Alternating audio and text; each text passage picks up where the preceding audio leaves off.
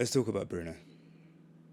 United play Newcastle later this evening without our club captain Bruno Fernandes, someone who has taken a spotlight under our recent poor performances under Amorim, and undoubtedly that criticism has been deserved. The red cards and the dips in performances haven't been good enough from Bruno, especially when we know what we expect from someone like him. However, this is starting to feel like a common theme throughout the club for the last few years. The player in question overperforms, we finish much higher than we expected to, then there's a drop-off in level and reality sets in, that we are no more than an above-average Premier League side. This just leads on to a lack of acceptance from our demanding fan base, who then steer towards finding a scapegoat. For Bruno, I think he's becoming a victim of his own individual success at United. And when you're at a club of that stature, the fans are always going to demand more. We always demand more, especially when we've seen him at the peak of his powers. But this is where I think the problem lies. We as fans demand more, but who's doing that on the pitch? Bruno has probably outlasted a number of players that could have demanded more from him on the pitch, and with the likes of someone like Casemiro no longer being regularly in the first team, who in that current squad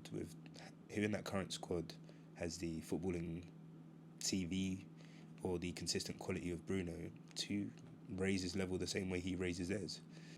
Bruno's performances don't seem to be as much of an issue for when he's playing for Portugal, and of course you do have to look at the players he's surrounded by. But for me, that begs the question, why have we settled for Bruno being our best player? And why have we made so many mistakes in the transfer market? And for tonight, who's going to be the one to step up to give us even half the output that Bruno usually gives us? Yeah, Eriksen has looked good in Europa League, but we'd be asking a lot from him against a potential midfield of Guimaraes, Joelinton and Tonali.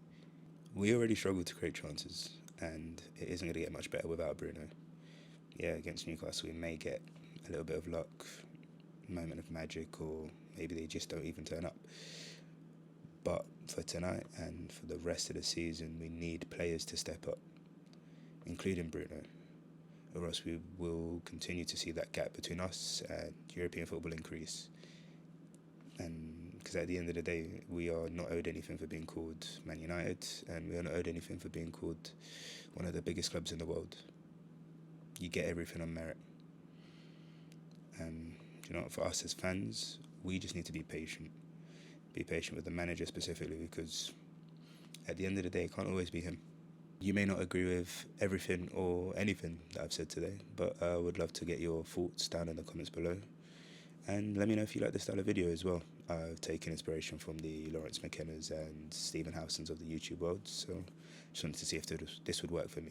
This will definitely be my last video before 2025, so I wish you guys a happy new year. Fingers crossed we can get a result today, and let's hope for bigger and better videos in the new year. With that being said, I appreciate you guys watching. Make sure to like, comment and subscribe, and I will catch you guys next time.